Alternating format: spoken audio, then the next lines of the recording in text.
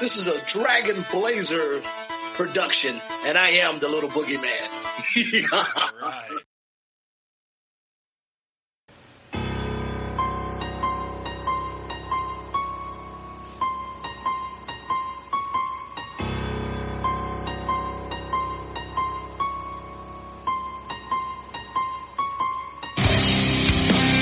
Coming down the aisle, your podcast tag team champions of the world, Boomer and Blaze.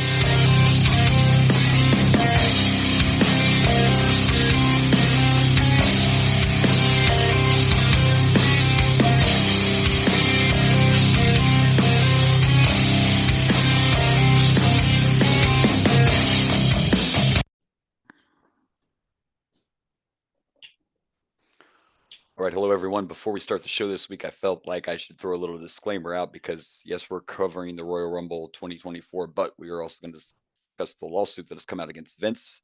I will be talking about some of the things in the court documents. So basically, viewer discretion is advised because some of this may be a little rough to hear. Some of this may be stuff, there's sexual situations and all that. So just a little disclaimer there that we're going to be diving into some dark shit in this episode.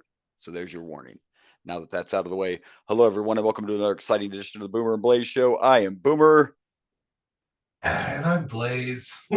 And he's Blaze, and he took a deep breath and look, yeah, it's this is bad. And Quote, we're gonna dive into it. To quote one of my old podcasters, we love pro wrestling, and sometimes that's okay. Unfortunately, right now is not one of those times.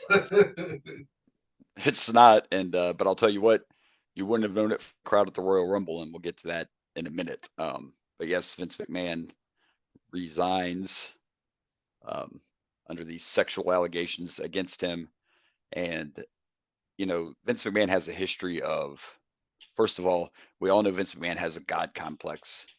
Vince McMahon has a history of getting himself out of trouble because I'm Vince McMahon and I'm a millionaire. And before we even get into the disgusting stuff, you could talk about the steroid trial, which that's a whole nother podcast. Because to me in pro wrestling, what the hell does steroids matter? It only makes you look better. Anyway, that's a whole nother subject. Many people believe that he's the reason Jimmy Snuka got away with killing his wife. There's also the stealing wrestlers from other promotions and bullying all the other federations out of business and all that. But I read these court documents last night. I fucking wish I wouldn't have. And even with women, Vince has a track record. We were just talking about this off air. A woman named Rita Chatterton in 1992 appeared on Geraldo and said that in 1986 Vince McMahon raped her. Now, she said this on the Geraldo show. For those of you who don't remember this, we were young, but I remember Geraldo. It was a huge talk show. It was up there with all the other. I remember Geraldo. And Geraldo was Geraldo. And Geraldo was huge in the media, period, besides this talk show. But anyway, that case was solved in 2022 when a settlement was reached. And then I read this, and I don't remember this, but this kind of makes your skin crawl a little. There was a storyline in the WWE between Vince and Stephanie, and in one of these I promos watched that video for the storyline they shot, Stephanie basically said something to the effect of, "You don't think I know what you promised these guys I would do when we go out? I was 17 years old." Something to that effect. Basically saying, "I know you offered to pimp me out to these guys, and I was only 17, Dad." What? The scary part is now we have to think about that and be like, how much truth? Was there truth to that? Like, was it just a storyline or... And you don't know because Vince McMahon is a monster. Fucking monster. And I'm going to pull this up. All right, so the young lady's name, I'm pretty sure a lot of people are in on this, but the young lady's name, if you don't know, is Janelle Grant. That is the woman who filed this lawsuit. And I just want to give a little bit of the backstory of her and how this, came to be. if I can get this to fucking open. All right, here we go. Anyway. All right, so these two men in 2019, when Mrs. Grant was struggling financially and dealing with grief, she had devoted years of her life being around the clock caregivers for both her parents who were ill. Her parents both passed away at the same time. On top of that, she had no job and she had to file bankruptcy when her parents died. So they also took the family's home. Yeah. It happened to be that the building Janelle was in, somehow her resident manager knew Vince McMahon, and when he heard her story, he decided to talk to Vince about her. They met, and basically Vince, said, "Well, let's call it what it is. She was young, down her luck, and beautiful." And of course, Vince fucking dangles the golden carrot and says, "I'll not only give you a job, I'll give you a whole new life. Everything's going to be great. Just come with me." And so there's the basic story. Come And with that's the part me and you'll to start it see anyway. a world And of horrible manipulation.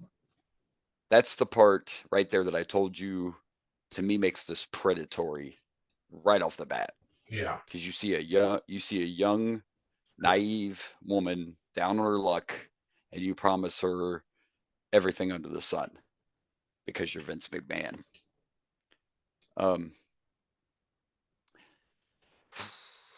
It was hard reading this, man. And I'm trying to decide how much of this I even want to, dig into this. I was trying to read here. I don't think it tells you the exact, year or anything that this shit started, but Yeah, I know the big part of the eventually, lawsuit happened in 2020. right. Uh, I'm assuming in 2019 when they met, she started working for him. That's when it started, because she mentioned how, during meetings, Vince would be greeting her into just his underwear and would be touching her inappropriately. There's just so many lines in here. Like, there's one line in here basically where, after this goes on for a while, Vince tells her that she has to keep the closeness a secret. And at the end, he said, "I do protect loyal people, but I have world-class legal resources on speed dial to deal with people that become a problem." So there's the first thread of, keep your mouth shut. Let me see, and I apologize, but I'm going through court documents, trying to pick and choose what I want to read. And I mean, there's just stories of forcing her to have threesomes. And Oh there's one yes, particular I heard. there's one particular story of a threesome where Mr. McMahon shit on her head. I gave the disclaimer of graphicness, so I'm just saying. And continued the threesome. She has feces in her hair. Him and his friend, who's mentioned in the court documents. Then Mr. McMahon, when he's done, goes to take a shower, comes back, and him and his friend have another go while she is still covered in feces. Yep. There's one part in the court document where she said Mr. McMahon and John Laurinaitis had some with her in the office in WWE headquarters, and she was saying no, and they kept going anyway. And when you read all these details, and there's, this stuff happens, and unfortunately, because I know people are going to be like, well, why'd she keep doing it? Why'd she keep doing it? Why'd she keep doing it? She states in the document that eventually she just broke down mentally and decided, if you run with it, maybe you'll suffer a little less. She just accepted it. And this happens constantly in any kind of abusive relationship, whether it's mental, physical, sexual, and whether it's a guy or a girl, the person being abused, there comes a point where they just say, they go numb. They just go numb and they do whatever because they figure that's better than trying to fight it. I mean, you have so many abuse cases where they still want to be with that person that's hurting them because that's all they know, that's all they're used to. It's almost like you gain Stockholm syndrome Yeah. in a way. Yeah. Yeah. Uh, So there's no way that I would question why she kept doing it. She was probably scared to fucking death. You Not to can't tell me the man mention, didn't. Yeah, not threaten her. I mean, exactly. Not to mention Vince McMahon. It's not like Vince McMahon isn't a rich and powerful man, and she probably knew that if any attempt at fighting or getting away or not yeah, agreeing to his terms could mean disaster for her. yeah. You know? And even though her parents weren't around, I'm sure all she could think was he would just somehow make it look like she was a whore. You know, Yeah, and you we don't. and And we there's don't. part of you, there's part of you that don't want that to come out either. That's this. If you've never been through anything like this, you can't judge that person. I mean, I know there was a part of her that was like, even if I do go to somebody, do I want this to come out? And then what do I look like? And is he gonna make it look like it was all me and he didn't do anything? So I can understand her going numb and just rolling with it. I mean, as sad as Exactly. it is. Um, I mean, it says in there basically it became to the point where she was Vince's bitch, um, and Vince exercised complete control and ownership over her personal and professional life. He controlled every aspect of her life. Um, there's also a part in there where he said it come to a point where he was using photos and home sex tapes he had recorded as ways to close business deals and to sign people to contracts. And yes, even though his name is not in it, it looks like Brock, one of the people that Vince shared those photos and videos with as part of a negotiation to re-sign him. Yeah. Um, and even though his name's not in there, if TKO and WWE didn't believe it, then Brock would have been in the Rumble like he was supposed to be, and he wasn't. No. Um, and as much as a piece of shit as Vince is, and believe me, I hope he gets criminal charges, and I hope he has to get locked up. I really do. Fuck you, Vince. And it's not going to take me away from wrestling or my passion, but this is disgusting. You are a disgusting human. I don't care how much fucking money you have. I don't care what you've done for the wrestling business. You are a piece of shit. I hope you get locked up. I hope he dies in fucking jail. Maybe that makes me sound horrible. I don't care. He should serve life. He should be locked up the rest of his life if this comes out to be true. Vince released Yeah. a statement about this, and I did send you a graphic, and you can't read the statement in the graphic I sent, but the part of his statement that bothered me is he had the balls to say in this statement, this is a vindictive distortion of the truth. Okay. But that one sentence you just said says to me, then part of this is true. You're not saying it's not true. You say she's distorting the truth. Well, what the fuck part of it is true, Vince? What part of it is true? Are we just supposed to believe that this girl's making this up? Anyone tell me logically why this girl would make this up? And don't tell me it's because she wants millions of dollars. I mean, The that's what shit people in are going to here, say 100%. yeah. I don't know about you, but for $2 million, I would never say that I had a threesome with two other people and someone shit on my head and I kept going. I would not admit that to get For how money. much? I For mean, any amount. Any amount. Like seriously, you cannot convince me this girl's making this up. oh, I don't think she is. No, 100%. RV I or just, Rob Van Dam actually put out a statement that said, I can't say McMahon's doing this or saying these things. So let's go down that wormhole for a minute. This probably bothers me more than we all have known Vince is a piece of shit. Maybe not this bad, but we've known this. we've What had, this is, you yeah. you, you can call it what you want. I call it karma. You can call it you make your bed, you lie in it. This is just you've done so much horrible shit it finally caught up to you. That's what this is. Karma Right. got you. You thought you were untouchable. And let's be honest, he may not get locked up for this. Let's just be fucking honest about it. He's He too may never see rich. jail time. But you know what's not going to happen? He's never, ever, ever going to touch the WWE again as long as TKO owns that company. He is completely zero power, gone totally. But I still think he needs jail time. Oh, Here's the yeah. thing about Vince. Here's the thing about Vince McMahon. People that have even been close to Vince for years, like Vince is very, very good at keeping shit private, including some shit like this. So do I believe there are talent and people that were in WWE that didn't know about it? Yes, I do believe that.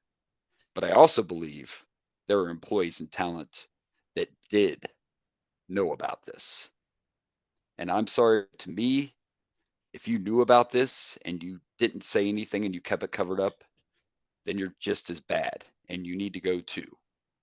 Anyone, everyone involved in this in any fucking way that didn't help this young woman or say anything need to go. That's my opinion on that. And as much as I love to say in Triple H we trust, and as much as I love what Triple H has done, his response at the press conference after the Royal Rumble did not sit well with me. You're going to act like you don't know anything. And I'm not saying maybe he knew this went down, but you can't act like you don't know the chart. You're his fucking son-in-law. I think that was a cop out. You can say, Okay. I don't want to. You can say I don't want to talk about the situation. Don't tell me you haven't read the lawsuit or you don't know about the lawsuit when you're in the family. That I have an issue with. You can't tell me Triple H doesn't know about it. I get it. You don't want to discuss it, but there was a better response than I haven't read anything. I don't think that was a I proper think that response. was mostly just I don't want to respond to this. Right. But I will I thought say, it would have been, as for it your would have come off. argument Go about ahead. being a son-in-law and not knowing this, there are many serial killers that have had full families who didn't know shit. No, well, no, let me clarify what I was saying. I'm not saying that Triple H knew that this stuff went on. You can't tell me he doesn't know what the lawsuit is and what it's about. Oh And that's no, what he said. That's what he said is I didn't read the documents. I'm not quite sure. That's what he said. That's about. I'm not saying Triple H had knowledge of the situation, but you can't sit there and say you didn't read the court documents. His that's response should deflection. have been, That's yeah, deflection. that's deflection. His response should have been something like, "I'm not at liberty to discuss that right now," or something like that. But don't okay. act like you That's don't know that's it. fair. That's what Yeah. I was saying. I'm not saying. Believe me, I hope that Triple H didn't know about this. And even though he's his son-in-law, it's totally possible because again, believe Vince knows how to keep things under the curtain. There's a reason that man's never spent a day in jail for this Right. shit. Like, so it is possible Triple H, and a lot of people are talking about the kids and all that. It's possible Stephanie didn't know completely that it was going on. It's possible, but it's now coming out that this and all this other shit is the reason Shane left all those years ago. He said he wanted to do things on his own, but it basically they're saying, Shane didn't want to be like his dad, and that's why he left. But he came back. My guess is Shane had an inkling that his dad was not a good person, but he probably Yeah, didn't know to the maybe extent not. Right. I'm not of. saying Shane knew this specific incident, but basically Shane said in a little statement, that I, I left because I didn't want to become my dad. Yeah, Which, can no. you blame him? No, I cannot. I mean, But I'm just saying that Shane probably had an inkling that his dad was a terrible person. Maybe yeah, just from their mom. yeah. My But guess is now, Shane just didn't realize how bad it was. yeah. I And now have imagine moving forward for us. Like, so we're right in the attitude era. You know how I'm fucking uncomfortable it's going to be now to watch like bra and panty matches and shit like that, knowing this sexual, like they brought up, and I would have never thought of it like this though, but in the court document it even says something about McMahon decided to put sexuality at the forefront of WWE programming when he came up with the Diva search. And I didn't really think of it that way, but when they did that Diva search, it was pretty much focused on how these women looked. It wasn't really about their skills in the ring. It was no, who's the hottest. That's where Ashley came from, and I think she lasted like 3 months because she wasn't actually a wrestler. She was just the one they picked because she was the best looking one. So, and like the storyline with Trish, like I'm thinking about all these storylines now where I'm gonna fucking cringe because I know this man is a disgusting piece a of shit sexual predator. deviant. Yeah, He's a I mean this sexual is beyond deviant. gross. And I mean if a threesome with shitting on someone's head isn't enough for you, and I do worry about like who else knew and chose not to share it. Believe me, I hope Triple H didn't know about it. Yeah, I'd like to Think think he does it. I know I they said that the whole I Brock's. Sorry, continue. I believe a lot of talent probably didn't know, but I did well. There's a lot of people in the offices that had to have known about this. besides John Laurinaitis, who was also in on it and enjoying. Well, they name a crapload of the tech guys. Yeah, in the they do. lawsuit. They also name a production company that Vince shared pictures with once, again to work out a deal. It's bad. It's bad. And I chose not to, by the way. You can feel free to look up Janelle Grant if you want. Chose not to share a photo of her. I'm not That's here to fine. expose. I'm not trying to expose her. I'm trying to be on her side. Yeah, no, You know what I mean? no, that's So fine. everybody, can do that on their own if they choose. But no, I was reading something, or I think maybe talking to someone about how when the whole thing went down with him trying to tempt Brock, and he was not able to take advantage of the situation because because of a snowstorm, if I remember right. I believe that was around the same time that Triple H, remember he had was it a heart attack? Yeah. So there was that time Triple H had a heart attack, and that was when Vince was trying to essentially ruin wrestling and probably using her. So it seems like this is all, I mean, from what I've gathered, it seems like Triple H had an inkling, but was trying to protect people the best he could. And the times he wasn't able to was when he was in the hospital. Yeah. I don't know. And of course, they don't. I want to believe document that Triple H wasn't part of this at all. Oh, I do too.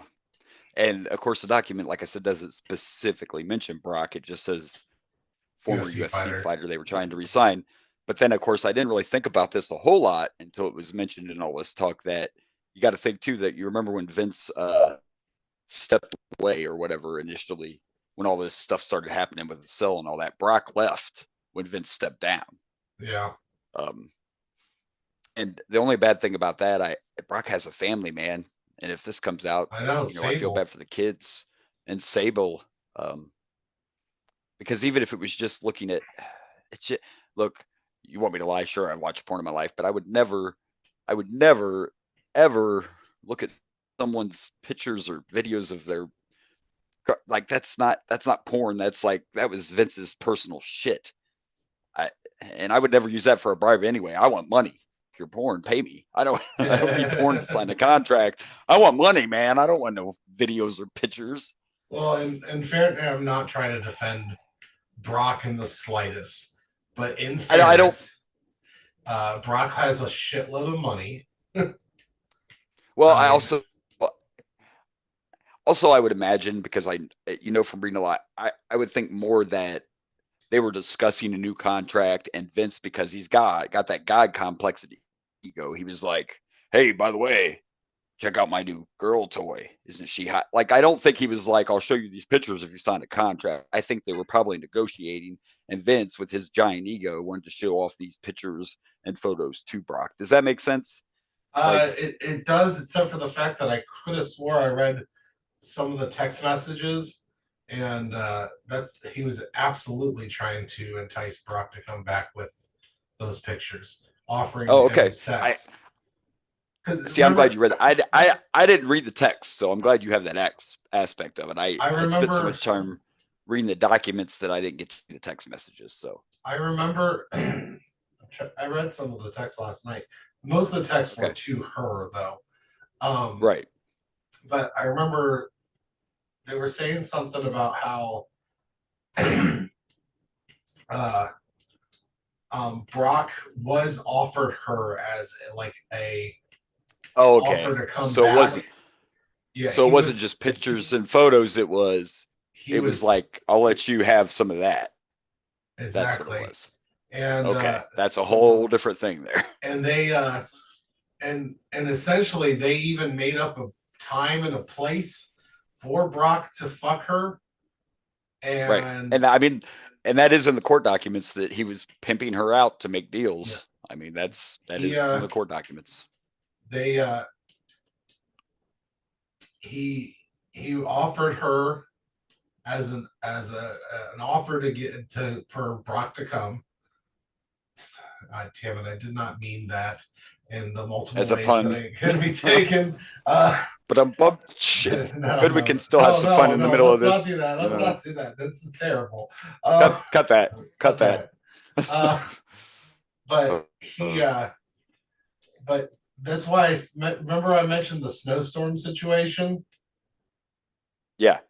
So essentially, Brock had a time and a place that he was coming to. I'm assuming a hotel room or something along those lines. And a snowstorm happened, which means Brock never actually sealed the deal. So to Another speak. pun, unintentionally. No, that one definitely was not meant to be a pun, but sure. But sure. But essentially, yeah, he was something. A snowstorm happened where he was not able to take a flight to her, and that's why he never actually had. So based on these allegations, Brock never did anything with this woman, but he was planning on it. Yeah. So yeah, And of course, it wasn't just like check out my girlfriend. It was literally you come back to WWE, she's all yours. Yeah. And something else that was interesting, this says 2022 is when, in January of 2022, supposedly is when Linda found out. So of course he told her this has to end. He made her sign the NDA. He was supposed to not just pay her initially, but keep paying her payments to shut her up, and that stopped. But it says here, even after pushing Mrs. Grant out of the company and muzzling her with an NDA, McMahon continued efforts to exploit her, including attempting to traffic her to a WWE star who would be in New York City for a live event and a TV taping in March of 2022. Again, no name mentioned. Makes me want to Google that March of 2022 to see who might have been around that wasn't a regular superstar or whatever, but that's in there. So even after the NDA, after you stop paying her to keep her shut up, you're still trying to pimp her out. You're still trying to control this woman who you've already mentally and physically destroyed and degraded and made her think that she's probably worthless, and you're still trying to pimp her the fuck out. Not only do I hope you get locked up, Vince, I hope someone makes you their bitch. Like every day. I mean, this is just unless they do some kind of protection in jail, that's likely what's about to happen. Oh, well, unfortunately, even if he does get locked up, he'll probably go to some cushy, nice facility, one of them nice prisons where all the rich people go. Still doesn't mean someone can't fuck him in the ass every day while he's locked up. You know what? If he doesn't get locked up, we just want to rape Vince. There's got to be some criminals out there, probably not listening to our show. But Do you think they get podcast in prison? I mean, if they have access to a computer, they could check us out. I mean, it's possible. Hey, criminals! So check out the Boomer and Blaze show. Still trying to do this after the fact. That's just even more. There again, there's my God complex. I believe that everything in this lawsuit is false, and I will defend my honor, but I'm stepping away for the protection of the WWE Universe at TKO. Yeah. Suck a dick, Vince. You're just hoping that your lawyers get you. Yeah, he's a fucking monster. And I'm glad you don't have anything to do with the WWE anymore. And we've been wanting him to be a step away from WWE for a while now. Sad that this is what had to happen for that to happen. But before it was because of bad booking and shit, and then it turns into because you're a fucking monster. Like, I mean, this is horrible. And you know what? And I totally believe, because there's going to be people too that are going to say there's no way the kids didn't know. I'm sure that these kids understand, and you can't pick your family. I'm sure that Vince and Shane both know that their dad is a piece of shit in many ways, but that doesn't mean they specifically knew of this situation. Again, let's make that clear that I can't sit here and tell you anyone that specifically, but I could throw a bunch of names out that you think would have. Bruce Pritchard, for example, who many of you Yeah. may not know, who used to be Brother Love, but he's been a booker there for years. He just came back a few years ago, and he's been Vince's right-hand man for many, many years. Love Bruce Pritchard to death. Can't say he does, but there's a good possibility Bruce Pritchard knew about this. Yeah. There's a good Probably. possibility a lot of people in the office knew about this. And any talent that was offered this, I mean, see, there's another fine gray line. But if you in any way acknowledge that, hey, yeah, I'll take a look, maybe I do want her. If anybody negotiated a contract with her as an object in that contract negotiations, they should be gone too. Yeah, I think the biggest fight for Triple H not knowing is I can't imagine if I was Vince McMahon would want someone so close to my daughter to know it. There's no way. I Hell mean, no. Look, Vince is not even that psycho that he would that's what I want just his. said. It's like I just said, if there's a great chance the kids don't know the specific events, why would Triple H? A lot of people are going to say that. Now, let me just throw this out there. And some people may think this silly, but let's look at it this way, because this is a good comparison. Look at Vince McMahon as a mafia leader or a mob boss, Mhm. because you can kind of look at it that way. Now, a mafia guy normally isn't going to tell his wife and his kids and those close family relatives everything he's doing. They just, the money comes in, life is good, don't worry about it. They don't tell everybody their business. They don't tell everybody what they do. Vince McMahon's not going to be sitting around at Thanksgiving or be in the garage drinking a beer with Triple H like, hey, you want me to show you my bitch toy? Want me to show you this girl that I use for my sex doll? That would never be a conversation between Vince and Triple H. That's why I guarantee you there are. Unless Triple H has been part of it from the beginning. Unless this was. Unless Triple H was involved, which is, again, we're not accusing anybody because we don't know, but we're being realistic. And if he was involved, see ya. John Laurinaitis wasn't going around telling the wrong people. I'm not saying he didn't tell nobody, but John Laurinaitis is another one that's not going to be like just telling everybody, hey, I got my own. Because what happened was Vince transferred her from himself to John Laurinaitis when he promised her a new job in talent relations. So then she became John Laurinaitis' toy. Well, pieces of shit like this that do stuff like this know when to keep their mouth shut most times. But at the end of the day, these fuckers get away with it for so long. And money. And by the way, I should have done more research and looked it up, but I'm pretty sure that there's been some sexual allegations against John Laurinaitis before as well. I remember that. I think that's why he was. I think that's why he was let go last time, because of some sexual harassment or inappropriate whatever. So I believe he has a track record too. Point is, it catches up to you eventually, and I feel bad for Triple H unless he was involved in this. So I get it's a lot of pressure and everything to have to deal with this, because people are going to say you knew. Come on, there's a reason Vince McMahon still walks the streets, because he knows how to cover this shit up. He knows how to keep it quiet, and somebody just finally got who to show it to and who not to. Yeah, and somebody finally decided to say something, and good for her. And again, McMahon's quote, vindictive distortion of the truth. So you're admitting that part of this is true, Vince. So what part is true? If this is a distortion of it, then what really happened? I mean, come on. What the true part is, you took advantage of a young girl and offered her the world. But what's wrong? You didn't actually shit on her head. Is that the part that's a lie? Like, come on, a vindictive distortion of the truth. He's going to try to say that what he did was found a girl down on her luck and gave her everything she needed to survive, and he made her life better. That's what he's going to try to turn this into. 100%. And then I can see him saying shit like, well, she wanted to have an affair with me and I'm not that kind of guy. So now she's saying that, or some shit, he's going to try to turn it. He's going to try to turn it. Yeah. 100%. But again, after reading all this, I don't know Janelle Grant, but again, I'm going to reiterate that I don't see any reason. If you wanted to get money for Vince, here's my thing. If you wanted to get money from him, I don't feel like she would have had to go into you wouldn't have needed these multiple disgusting, degrading stories to do that. You know what I mean? Yeah. I don't think you would make that much up. You could just say, hey, he raped me and I have evidence. You wouldn't have to have all these detailed, horrible. I just don't see anyone making that up just to get some money from Vince. I just don't. I just Yeah, think that in the case of any piece of shit that repeatedly does this stuff, eventually it just takes that one woman. Bill Cosby happened not that long ago, right? It just takes that one woman to but be you know, brave enough to come there's forward. plenty of people that try to say that Bill Cosby was framed or that it's not real, and Yeah. there's Well, that's people and that a lot of defend people. him.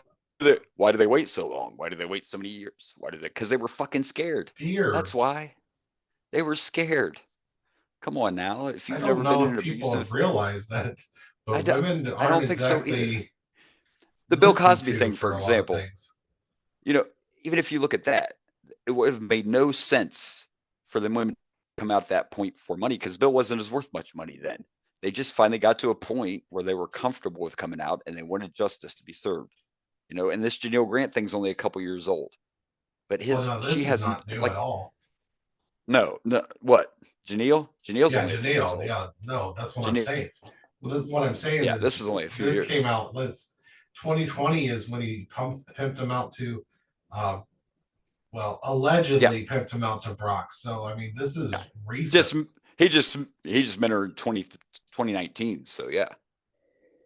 Point is, the girl was already in a place of trauma by losing her parents, bankrupt, and all that, and then gets into this trauma. And like I said, I hope criminal charges are brought against Vince.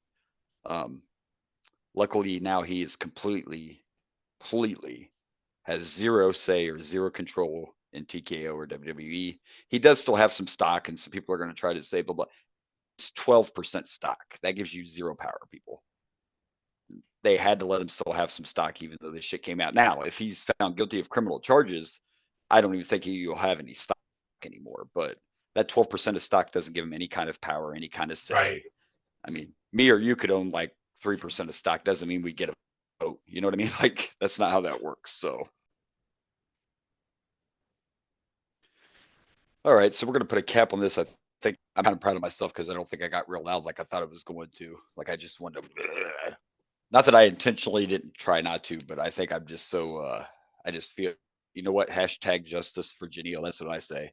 And I hope, Vince McMahon, that after all these years you finally have to lay down in the fucking bed you've been making. That's Yeah. all I have to say on the subject. Anything else you'd like to add to the McMahon saga? No, it's all shit. It's all shit.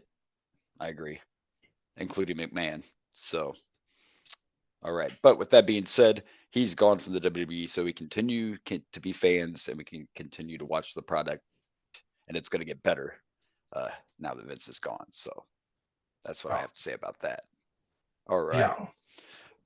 All right. Well, we got that out of the way to start the darkness of the show, and now we will move on, and we're going to move on to the NFL. And man, all those conspiracy theory people are so disappointed. You know, The fucking logo, the logo color thing's right out the window now, so it's gone. right. Yeah. Of course, my conspiracy theory also did not come true. It is not Eminem versus Taylor Swift. I was so disappointed. Detroit was doing so well, and then they screwed the pooch Of at course, the end there. the hardcore people that like to not let go, you know, the hardcore conspiracy people now say that this happened because the NFL figured out that we figured out what they're up to.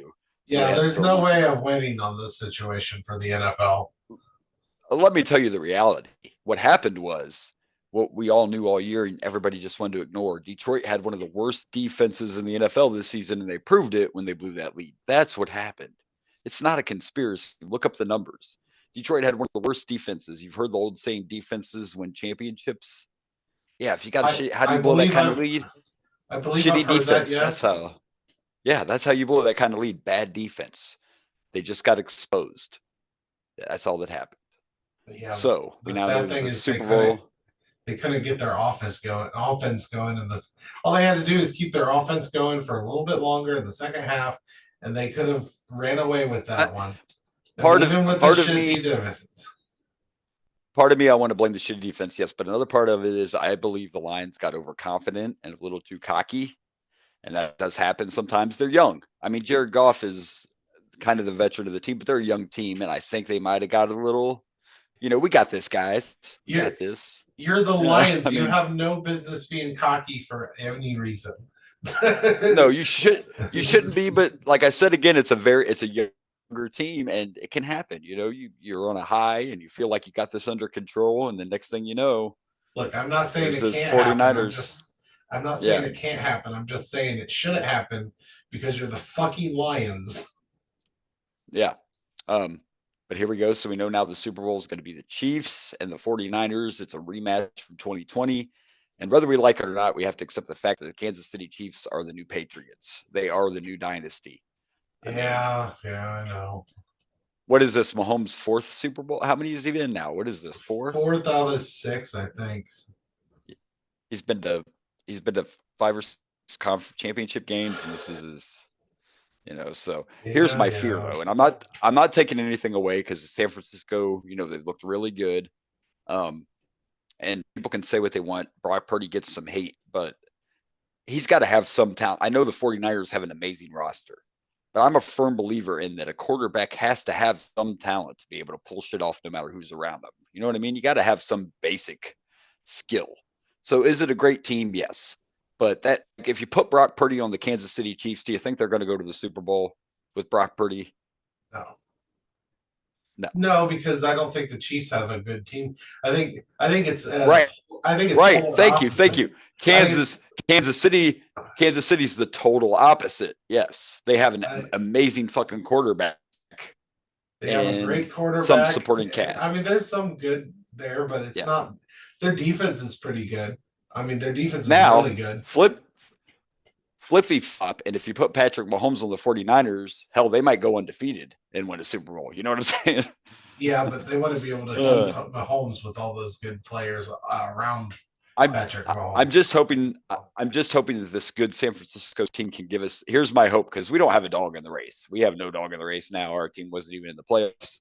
I want a good game. I don't want the 49ers to get destroyed by the Chiefs. No. I want a good game. I don't like, even if it's my team, I've never been a fan of. I don't like blowouts, and maybe that sounds crazy, but even if it's the Bengals, I don't want to see I don't want to see like a 34-7 game. That's not entertaining to me. I don't enjoy that. I like a competitive game, especially in the Super Bowl. Look, Boomer's views are not exactly my views. If it's the Bengals, that's fine. That's fine. Yeah. If it's the Bengals, I am perfectly okay with a blowout, a domination. But with any other team, I'm with you. Yeah, not even with the Bengals. I just don't enjoy it. The Ohio State Buckeyes are another great example because they do it a lot. Like, see, I just don't enjoy a blowout. I just don't enjoy it. Let's go into this. Okay. Okay. Go ahead. You're bringing in some things. You're triggering some things in me. Triggering. Go ahead. The reason I love the NFL over the college, and because people argue with college, people argue about the NFL, like which one's better, blah blah blah. Here's my take. The reason I like the NFL over college is because in the NFL, it is truly any given Sunday, Yeah. Where absolutely. Where in college, it's not necessarily any given Saturday, I mean, no, I'm on your side, because in college there's only, no matter who your favorite team is, there's only a handful of games on their schedule where anybody could win that. But like our Buckeyes, for example, if they're taking on fucking Toledo, we already know what's going to happen. Exactly. Right? Toledo's not beating Ohio State. It's a shock. But in the end, right. But in the NFL, and we saw it in these playoffs, it's literally, Green Bay blowing out Dallas. Like you just said, like San Francisco could win this thing. They're not going to have a chance, probably. Actually, I think KC's the underdog. But most people are going to say San Francisco doesn't have a chance. But they do, because it's the NFL. They do have a chance. So I agree with you. NFL is better. I don't think anybody can say that Kansas City does, or the 49ers don't have a chance, because I don't think the Chiefs have looked all that dominant lately. So no, but the X factor is Mahomes. Fair. Like I said, I don't have a dog in the race, but I've just seen that man do, like last year. Last year in the playoffs is when the man was playing almost fucking foot, like, but I agree. The whole team has to be able to. San Francisco's a really good team, and people underestimate him because Brock Purdy's not the big star. Like they showed the salary comparison the other day because Purdy's only making like $750K. And you got Patrick Mahomes who's making, fucking millions. Yeah. So yeah, and it's a good story, and I like good story. Like, to be honest, I'm probably going to root for San Francisco, and I know they're not the AFC, I'm but probably I'm am probably too. pulling for the 49ers. Yeah. I like the underdog, and I don't think they are. I really don't. I'd have to look it up, but I think right now San Francisco's favored because that team is that good. Oh, they're It stacked. kind of, who I'd compare them to, and you may think I'm crazy, and we'll say that this quarterback was better than Purdy, but they remind me of those Kurt Warner Rams, right? Because Kurt Warner himself would say, I wasn't that good. The people around me were just fucking amazing. That's Right. the kind of team it reminds me of. And I'm not, don't mean say Kurt Warner was better than Brock Purdy. It's comparison. Brock Purdy was the last Mr. Insignificant in the draft.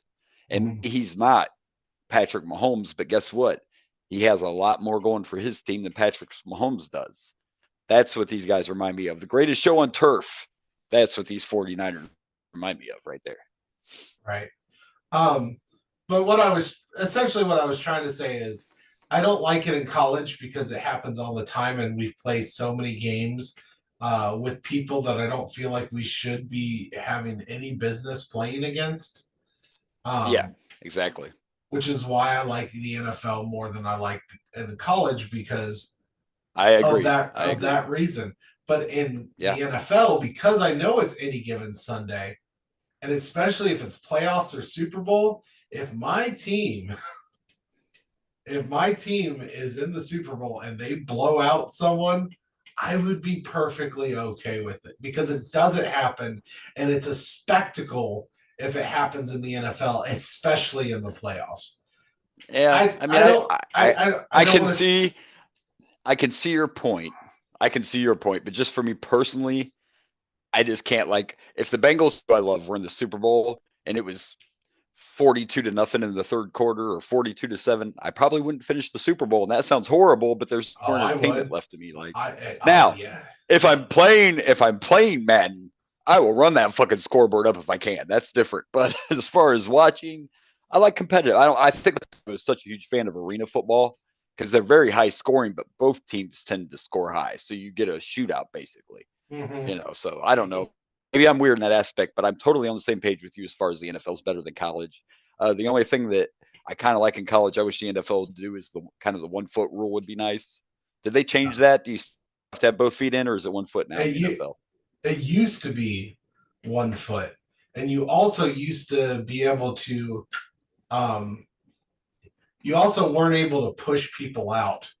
Um, Right. back probably 10 years ago or so, they changed it from a push out would be a completion, and they also made it where you had to have both feet into. I actually don't mind that. I think you should have to go full. And the push out thing, I definitely agree with because Oh yeah, that makes sense. I mean, prevent injuries. It makes sense. no. Right now, where it is, you are allowed to push them and keep them from. But back then, if you pushed him out, the refs could say that's a completion because had he not been pushed, he would have made it in. Oh, I see Or what you're saying. You're talking about back in the day. Yeah, it was almost like a pass interference call almost, almost. But in a way yeah, because you were preventing them from completing the catch by pushing them. Yeah, yeah, but I think yeah, I got you. I mean the defenders have enough things that going against them. They I should know. absolutely be It's able getting to. bad. Yeah, they absolutely It's getting should to be flag allowed. football. Yeah, they absolutely should be allowed to, push their opponent out and prevent the Yeah, catch from happening. Otherwise, what are you supposed to I do? agree. I mean, you Right. could try to I mean, block it, but you laugh at my flag football comment, but I mean the fucking Pro Bowl turned into a flag football game. The NFL's pretty damn close.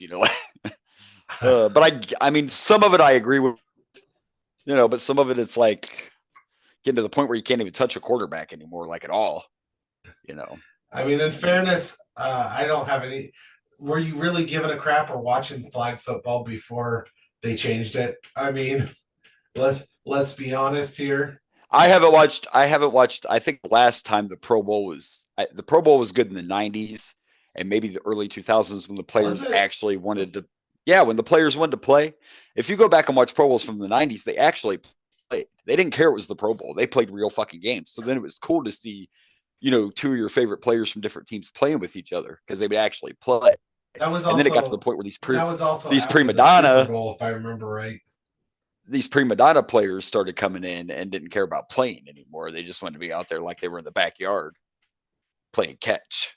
So, but yeah, there were back in the day. I remember when they used to actually play, and it was kind of exciting to see, whatever Boomer Esiason throw to Jerry Rice or whatever, shit like that. And they actually played Yeah. good games, good close games, but then they didn't carry it. So no, I quit watching the Pro Bowl. I couldn't even tell you how many years ago I stopped watching. Well, my Yeah, point on that and was there's no incentive in the Pro Bowl either, which doesn't help. It's not like other leagues that have incentives for actually. yeah, was it But anyway, that's a whole it, other. yeah, isn't it baseball where you get home field advantage or whatever in the Yeah, if you win the Pro Bowl and or whatever they call it, the All-Star if game. you win the All-Star game, then that league gets the home. Yeah, exactly. So there's See, incentives in other ones, but I wish there was something along those lines. Like I wish that they would do something along those lines in the in the Pro Bowl. Like find a way to make it matter. And right. I will And then of watch it. course, again, another thing that changed, like back in the '90s, everyone that got selected used to play, and now if you're going to the Super Bowl, then you don't play in the Pro Bowl. Right. You know, which I get why, but back in the day, that didn't matter either. Everybody played the Pro Bowl, whether you wanted the Super Bowl or not. So that was Right. something else that changed. But it is what it is. I don't really care about, like you said, unless they figured out a way to make some kind of incentive for it, then it's just pointless. I mean, it's cool, I guess, for the players to get selected to it, but yeah. I'm more Maybe it's interested in the maybe it's selection better. Maybe it's better with the flag football and the skills competition. I didn't watch it last year, but it's better that way. I actually was. You know? I remember last year, and I didn't even just because of my job. I didn't get to actually watch the skills competition. Um, but I thought that was a cool idea because I like the whole punt, pass, and kick. Doing those little things. I thought was Yeah, and kind I of mean cool. literally every other sports league does that during their All-Star weekend, but the NFL never really did it. Like everybody else does the skills, the 3-point shootout in the NBA, the home run derby, and all that shit.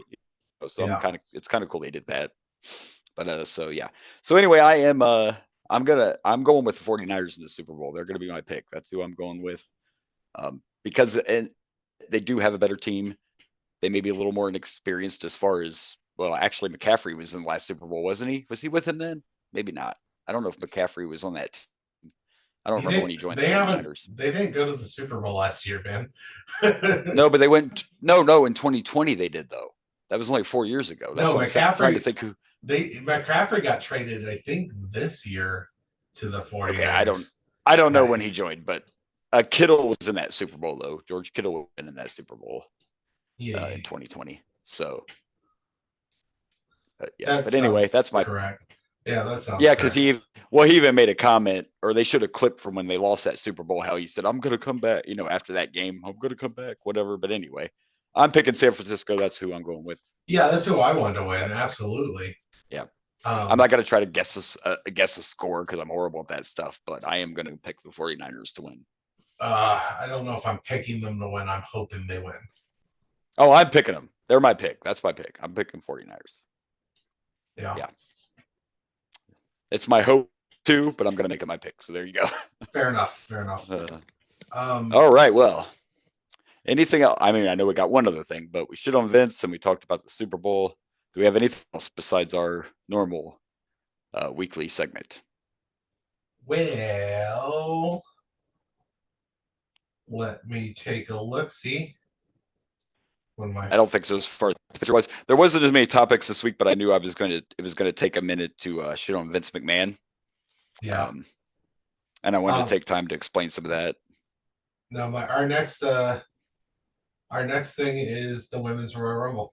So we Well, are. before we get to the Royal Rumble, we do have one other thing. Oh, you know what? I did have that at the very bottom. Yes. Before we discuss the Royal Rumble, it's what we do every week. It is time for our Chic Tweet of the Week. Chic tweet.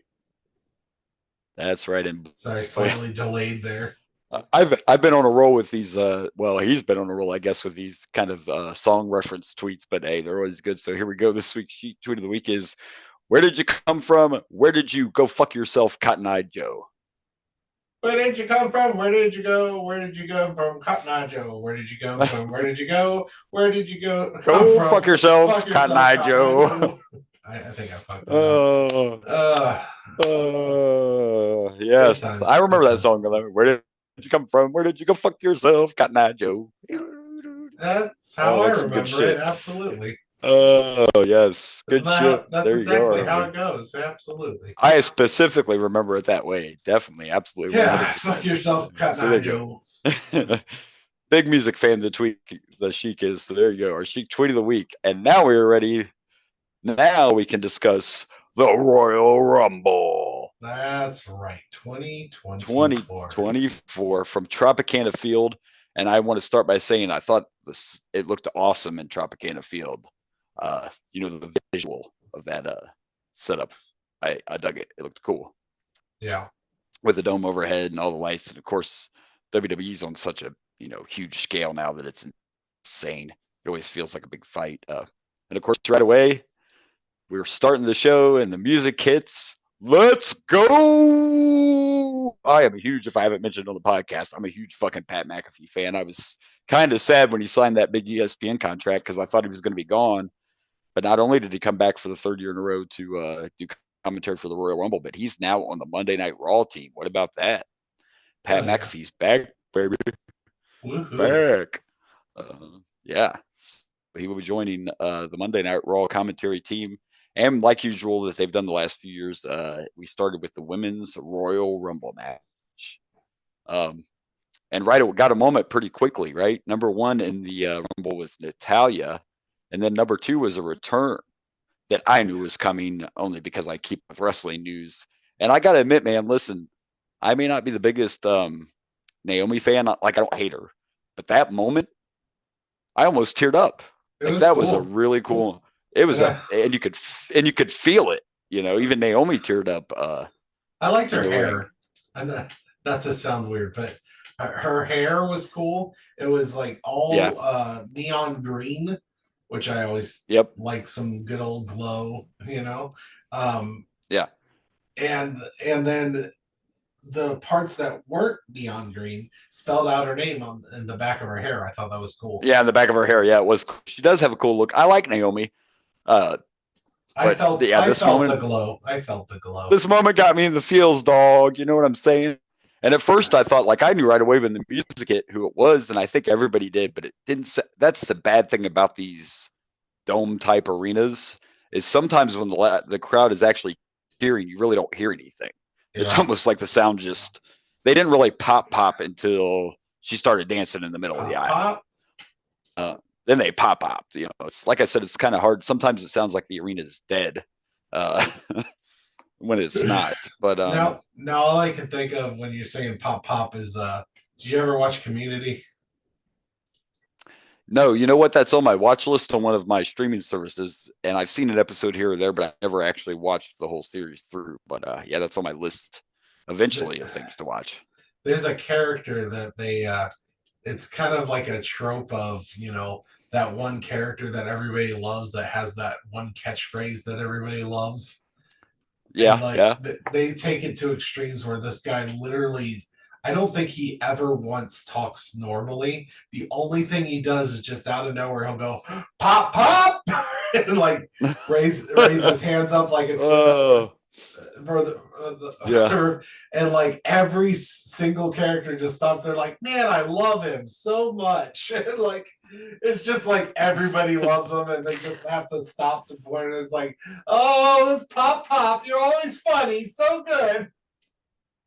There was an episode where the dean of the community college is trying to recruit someone, and that guy sees his name's Magnitude. He sees Magnitude doing pop pop, and and uh, Yeah. and the guy's like, they call him a whale because his parents are like really really rich, so they wanted to recruit him. So then the dean's like, okay, well, Magnitude, you got to stop saying pop pop, and it's now his.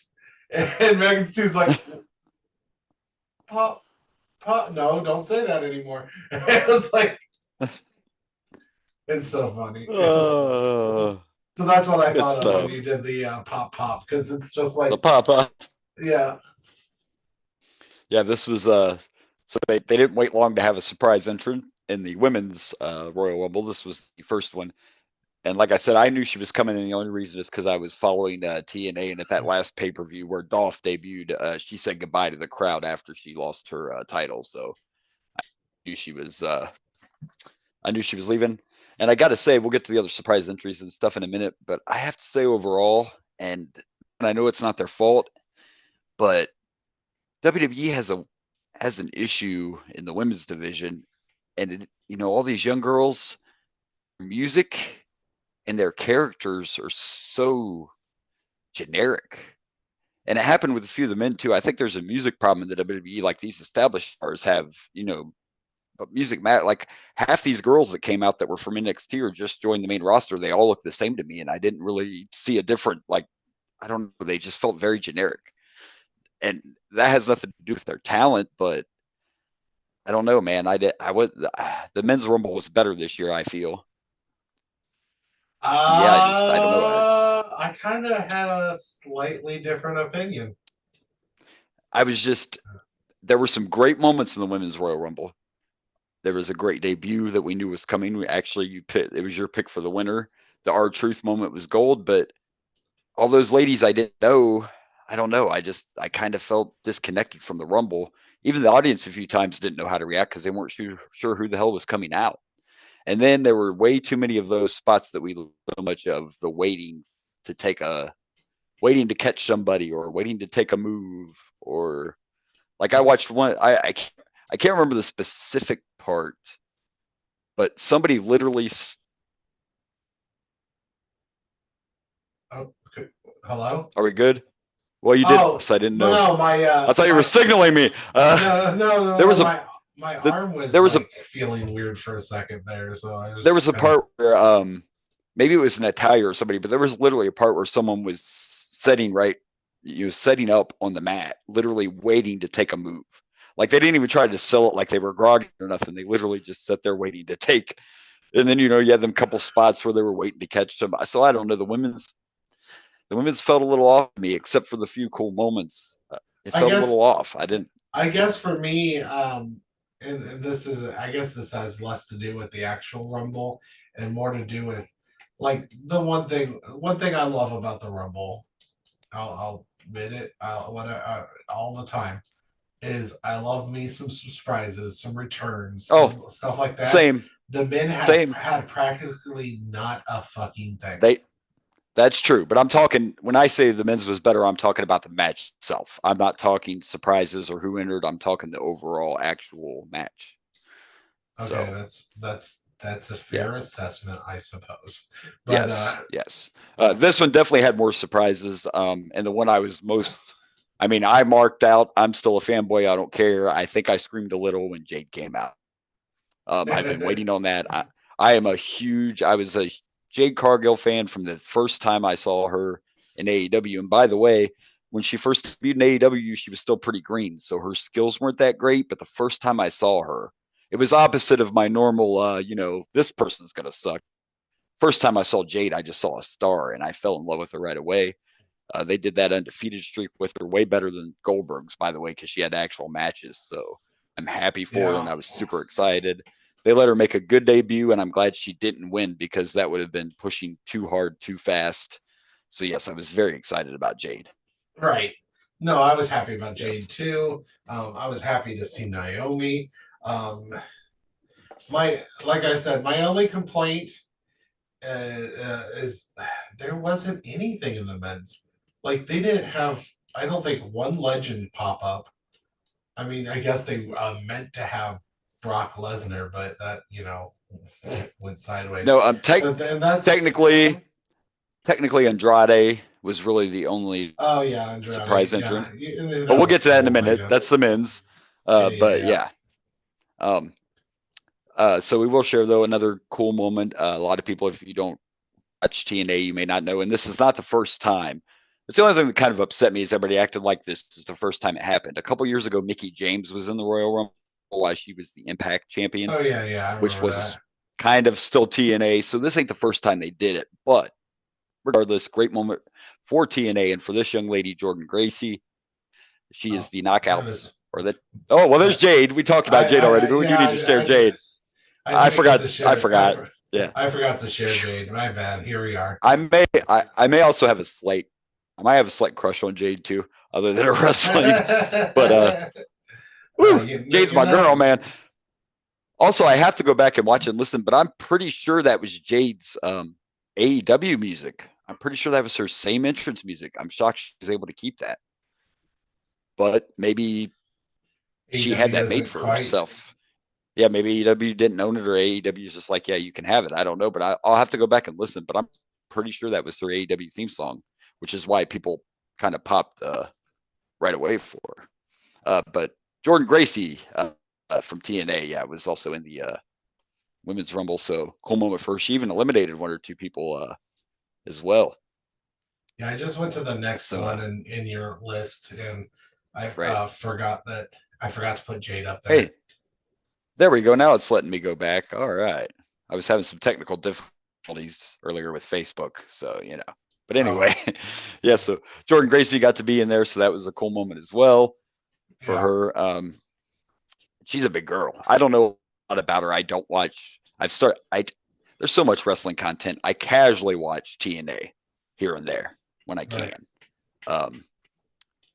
But I don't pay for the Impact Network, so I don't get to see a lot of TNA. So I don't know a lot about her, but she is definitely big. She's impressive. And she had a good debut too. But one of my favorite eliminations, I think I wrote it down somewhere in this Rumble, was when Bianca she actually eliminated Gracie on the apron when she did her, what does Bianca call that? Like that TKO thing or whatever she does. Do you remember that spot? I do, but I don't remember what it's called. I don't remember what it's called, but she used that move to eliminate Jordan Gracie outside on the apron. That part was pretty cool. There was a part too where somebody had Bianca by her fucking ponytail. Do you remember that spot in the Women's Rumble? I mean, that's the danger of Bianca by her hair.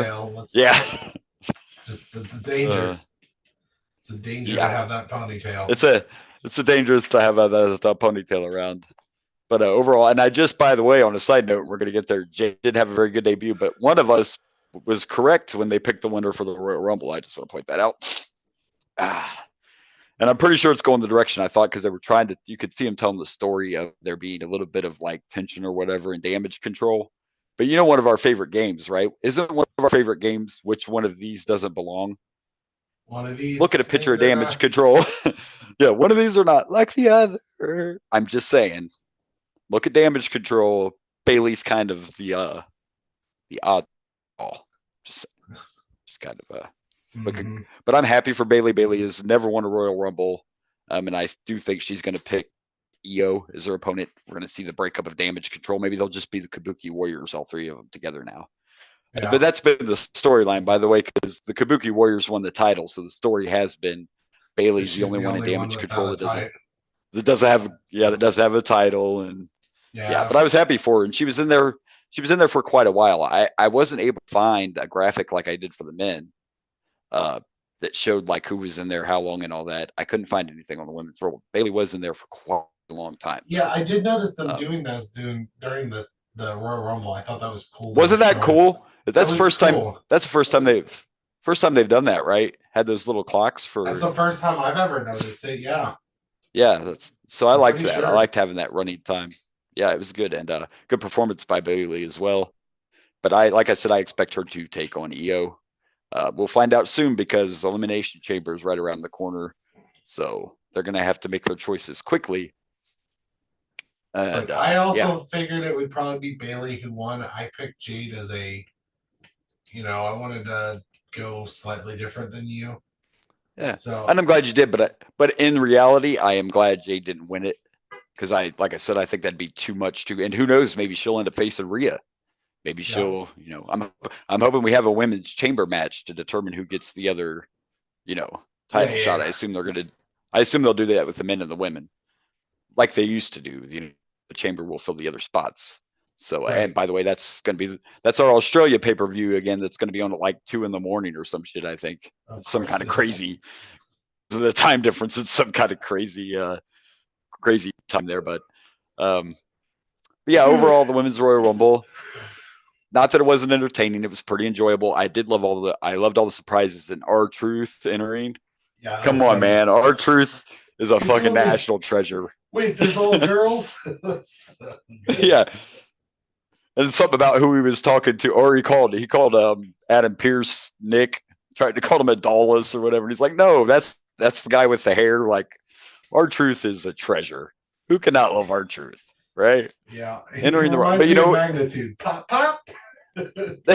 they should have let him be in there longer, right? Though, if there's been women that have fought in the men's Royal Rumble, why can't a man fight in the women's Royal Rumble, right? Why can't we do it both Shit. ways? Equality and all that shit, I, it right? would, I yeah, mean, it was funny. it was great. It was a Which great didn't moment, they though. It actually was. throw him out? He didn't leave. Like they They did did. He throw. did. They threw him They out, so did. they They did. did be in the Rumble, but he I mean, just they didn't didn't count technically him in. count. Yeah, they didn't technically count it, but he did get thrown out by Nia. I think it was Nia Jax that did it. I could be wrong.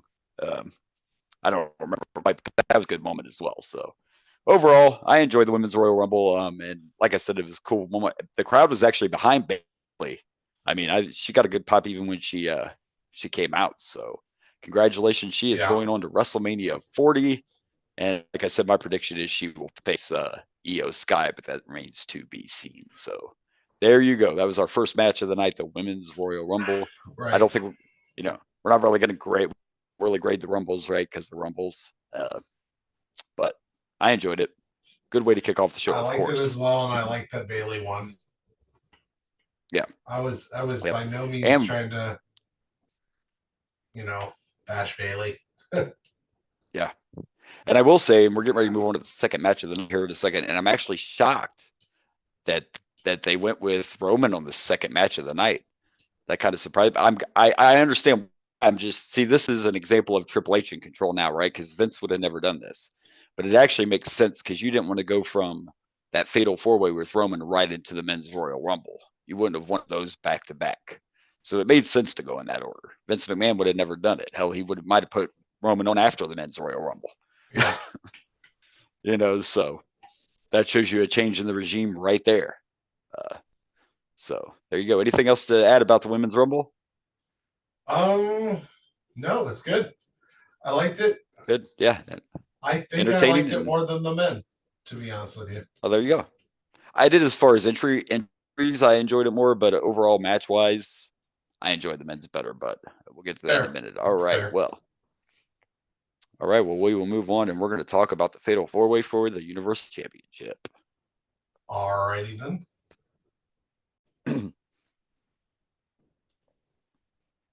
All right, real quick before we jump into the Fatal 4-Way Championship match, I wanted to point out something I heard on commentary I thought was really weird during the Women's Rumble. There were two women that are tag partners that were in the ring together, and they pointed at the WrestleMania sign.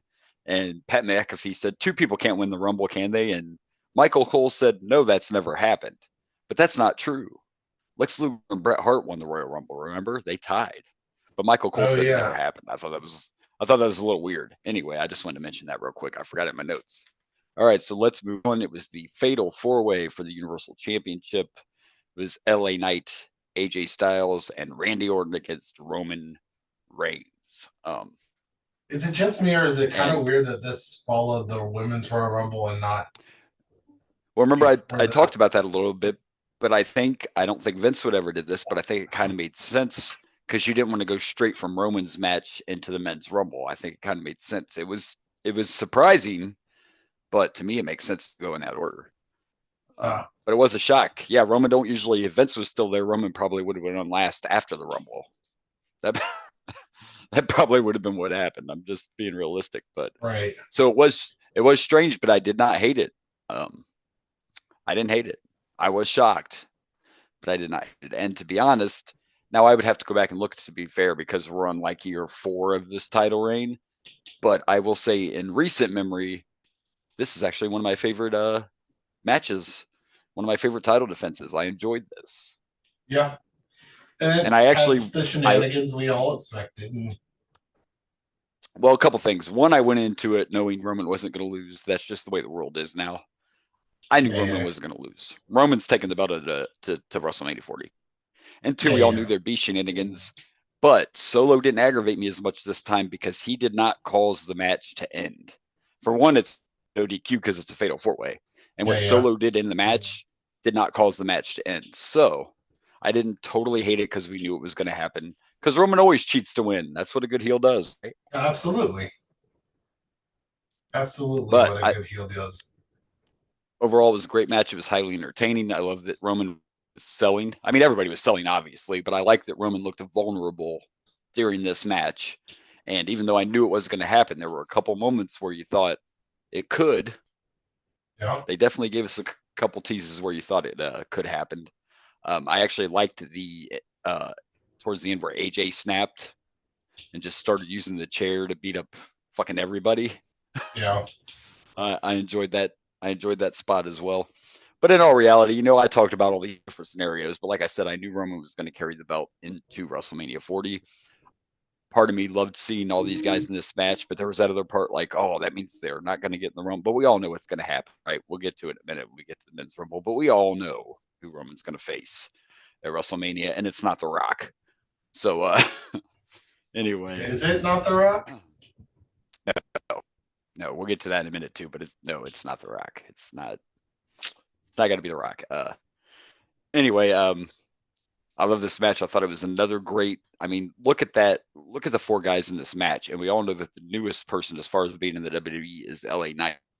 They have definitely continued to put LA Knight in big spots, and from what I hear, LA Knight's probably most likely taking on Logan Paul for the U.S. title at WrestleMania. So it looks like LA is going to get a mid-card title shot at least on Mania, and hopefully he wins it. Yeah. But it was a great match. I loved it. I love the way it laid out, and the ending was also creative. I thought the ending was creative compared to just the plain old like Solo could have come in and delivered his spikes, and he could have, Roman could have just won that way. But it was a little more creative the way they did it with AJ trying to jump into the ring and get tripped on the rope. So overall, very entertaining match, and the outcome was exactly what I expected. Yeah, absolutely. See, I know what you're saying, but I still think that there's a chance that The Rock shows up and we get a triple threat at WrestleMania. That's what I'm thinking. Yeah. Part of me thought it was going to happen until I saw a TikTok that someone made that pointed out a very, very important thing I overlooked. And The Rock even kind of mentioned this in all these interviews. When The Rock came back way back in 2011, he never got into any match that didn't have at least a 6-month to 1-year build. And in every interview, Rock has said, we want to do something special. And he mentioned more than once, I love to build. I love to build. I love to build. If The Rock's going to fight Roman, there's no way he would do it this close, unadvertised, because that's just not how The Rock operates. But part of me thinks The Rock is going to show up at Mania and maybe be the reason that, well, I mean, we're a little early, but I believe that Roman's going to lose the title at Mania. I really do. Oh, I do too, and that's what I was thinking. So maybe The Rock will have something to do with it because we all know Solo is going to get involved, and maybe The Rock will show up at Mania to build, and that'll be the another reason for their match. Because I said before, Roman versus Rock doesn't need the title, right? Well, what if Rock's the reason Roman loses? What if Rock comes to level the playing field at WrestleMania? That could be interesting. Mm-hmm. But yeah, I don't think they're going to fight without build. I think that's something The Rock's emphasized over and over. So I do think the match is going to happen. I just don't think it's going to happen until after Mania, in my opinion. That's fair. But either way, we know Roman's going in, and I thought this was entertaining with an outcome I expected, but at least they did it a little differently. And I'm going to give this 3.5. 3.5 Samoan spikes. That's what I'm gonna do. All right. Yeah.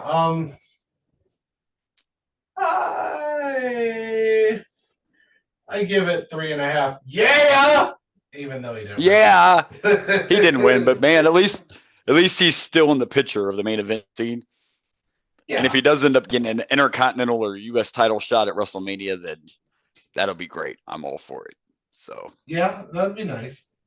yeah, I just want to see him stay in the picture. Let's just not lose him in the shuffle. That's for sure. Which with Punk Right. being out, we'll get to that in a minute too. I'm sure he's just fine. So all right. Well, we get to go into the next match, and there was someone involved in the next match that I've been kind of harsh on, but you may be surprised about what I have to say about this next match. But our next match was the United States title match between Logan Paul and KO. And we all know that one of my biggest criticisms since Paul showed up has been that he needs to, sharpen up his skills a little bit. Yeah. And I haven't hated any of Logan Paul's matches. It's just most times I'm like, eh. Now Seth in his match at WrestleMania was pretty damn good. And I enjoyed this one. And I think from what I saw in this match, I think Logan Paul has been spending some time in the Performance Center, sharpening up his skills. I thought he looked better in this match. Maybe it's just me, but I haven't been a big fan of his. I enjoyed this match. I thought there was some good storytelling. Logan Paul was selling pretty good. There were a couple times he kind of no-sold and then no-sold right away. Like he'd been selling moving and then just hop up. But he had some good facials, and it told a good story. And he took some good shots. I mean, come on, he went through a table, took a chair shot. Honestly, I think I've enjoyed almost all of Logan Paul's matches. Like I haven't had an issue with Logan Paul like you. I have, and I noticed just some of the things. Now the thing I hope is, and he said it over and over again on his social media, that he's going to commit to this, because now my only complaint would be we don't need a part-time United States champion. Like we don't need you to try to. Now I get it, he's an attraction, but if you want a title on him, I'm not saying he has to wrestle every week, but he at least has to be around. Let's not Roman Reigns this title too. You know what I'm saying? So right. But no, this was one of my favorite. He's flat out said that he's going to start taking it more seriously, didn't he? That's what he said, and I hope he does. Absolutely. And I get it. It's not like he chose to be. Again, if I'm Logan Paul and they say, "Hey, I want you to be U.S. champ," you're not going to say, "I don't think I'm going to do that." Like he didn't choose to be U.S. champ; they put it on him, and I get that. So now, just if you're going to keep the title, we just need you to show up more. And I really think about it logically. I think LA Knight versus Logan Paul is like the perfect matchup for Mania, right? Because you got the celebrity in Logan Paul, but LA Knight's, kind of the star. I think it'd be a good matchup. I think it'd be good, but I enjoyed this. I did. I've always been a KO fan anyway. I thought there were a lot of great moves, great storytelling, and of course the whole spot where his guy tries to jump the rail to hand him the brass knucks, and then he got damn Austin Theory and what's his face come out, Grayson Waller, whatever the hell that guy's name is. Whatever. Yeah, I could be wrong about him too, but Grayson Waller's another one of those like, I don't know, man, but whatever, Oh, you seem to be wrong a lot. As someone who really knows your wrestling, you seem to be wrong a lot. But I'm not always wrong, right? When it comes to predictions, I mean, it's like it's out there, but it seems like I wouldn't want you evaluating my talent. I'm just saying. Right. I'm not always wrong. I'm not trying to be a dick, but no. Hey, but I'm not always wrong, because Austin went from being U.S. champ to trying to help Logan Paul keep the U.S. title. So I'm just saying, I'm not always wrong. Saying. That's fair, but I think that's more attributed to the fact that Logan Paul, the person who's in power now, is not the fan that the person that was in power was. Right. Yeah, you lost your support system. Yeah, that's fair. Yeah. But and of course we had the classic cheat. This was a great finish too. I thought. Like, I know the fans are probably mad, but I like the way this ended. I thought that was nice old school finish, right? You sneak the brass knuckles in, but KO gets a hold of him and uses them, and right when the ref's getting ready to count 3, he notices the brass knucks. That's like, come on, 101. That's great. That's essentially what The Rock did that one pay-per-view. Right. Yeah, we saw that. Good shit. Fuck yeah. Hell yeah, it's good shit. It's a great ending, and it leaves the door open for you to have a rematch. So I wouldn't be surprised if we see these guys Going again, maybe an elimination chamber, but I love that ending. That's old school wrestling. I didn't even mind. Like Logan Paul won the U.S. title with the brass knucks, and I didn't hate that too because, like I said, it's just been his in-ring stuff to me. The guy's got heat. He's got legit heat. People fucking love to hate Logan Paul. And then he's being a classic full-on heel. Hell yeah, I use the brass knucks to win the title. I'll use brass knucks to keep. I'm all for it. And now it looks to me like he's sharpened his skills up, and he's learned some more stuff. And I like this match, and it looks like I'm becoming a Logan Paul fan. So love to hate him. That's what I'm gonna do. Fuck you, Logan. How about that? Fuck you, Logan Paul. That's the spirit. That's how you do. You just get on the train and ride with it. And you got to wrestle on the Royal Rumble, and you got to follow Roman Reigns. That's a pretty big deal, right? Yeah, this guy's a year in. He's a year into wrestling, I think, maybe a little longer than a year. And on a pay-per-view, and you get to go on after the Tribal Chief. That's good shit right there. Look, I have a curious question for you. Sure. Is your hatred for Logan Paul similar? Is it because it's too similar to how you feel about UFC guys? Is it because he was boxing and it was just so close to like a UFC guy coming in? Instead, this is a boxer coming in, and you just you put in your predetermined hatred for people that are not wrestlers. Actually, it's not sports related though. I had a hate for him because he's just an influencer. That's why I had a hate for him. Yeah, and I get that. And I get that trajects them to quote unquote stardom. But let's be honest, if you never watched like TikTok at all, would you know Logan Paul? So my hatred initially was, but he is athletic. I know that now. But my initial hatred was all I knew about Logan Paul really was every once in a while him and his brothers like boxed or something, and they were these fucking TikTokers. That's all I knew. Yeah. So it was an influencer hatred. Like, you're not even an athlete. That's what I thought when he came in. But I'm wrong because you have to be athletic to do this shit. He's proven it. So at first it was just like, but he wasn't. He also boxed. So I mean, it's not. Like I have an unnatural hatred for people that think they're a celebrity just because they have 1.5 million viewers on TikTok. That doesn't, to me, make you a celebrity. It's an unnatural hatred. You know what I mean? Maybe it's because I only have like 5 viewers on TikTok. Yeah. No, I'm joking. Well, that's a jealousy thing. That tracks. That tracks. Like if we ever got a little more popular, and I'm not saying like Logan Paul level, but if we ever get more popular, it's because we do a podcast. So we actually do something other than just, show up on TikTok, and I don't know. It's an unnatural hatred. I don't know what it is. The other day, thanks to you asked how one of those things showed up on my TikTok feed, and it was this really beautiful black woman, but she was doing that damn cookies, flowers smell good, whatever that shit's called. My brain the AI shit? Yes. My brain went numb for like 3 minutes. I'm like, what the fuck am I watching? Thank you for the flowers. Thank you for the roses. I'm just looking at her like, you were like a very beautiful woman, but you were stupid as hell. What are you doing? Anyway, that's neither here nor there. So I had an unnatural, who is this guy? What has he really done? Kind of hatred for Logan Paul. Initially, I just had to bring it up because we all know of your hatred for UFC guys. So I just had to bring up the fact that you seem to have had an issue with guys from different sports showing up in your wrestling. It's like, yeah, right. This is my or not sports home. Or not sports. People like Bad Bunny. Oh yeah, you're not an athlete at all. Just a rapper. But boy, he got over in Puerto Rico, didn't he? Anyway, that's a whole nother, but he's giving it a shot. The funny thing is they did it back in the day, and I didn't have that unnatural hatred. Like, I loved when Dennis Rodman showed up in WCW. I mean, he was an athlete, but he wasn't a fucking wrestler. Yeah. I don't know. I think I've become that old grumpy guy, and it's not cool. Yeah, you are. Well, what is cool? Yelling at kids to get off my lawn. Stop playing that rap music.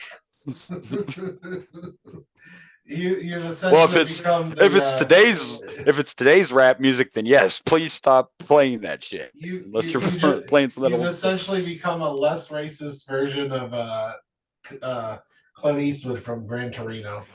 The older I get, the more I realize I'm fucking Al Bundy, kind of. I don't know. Yeah. Anyway, Except for I'm that gonna man give was an this. athlete and a football star. Yeah. That's I a mean, I wrestled in school. I was a wrestler. oh sure, yeah. I I wanted wasn't to, a. but I didn't go to. I only went to Galleon when I was in like second grade. So I did it once in second grade, but then Crestline didn't have wrestling, so I never got to continue my wrestling career. I was Yeah. very sad. So there you go. Yeah.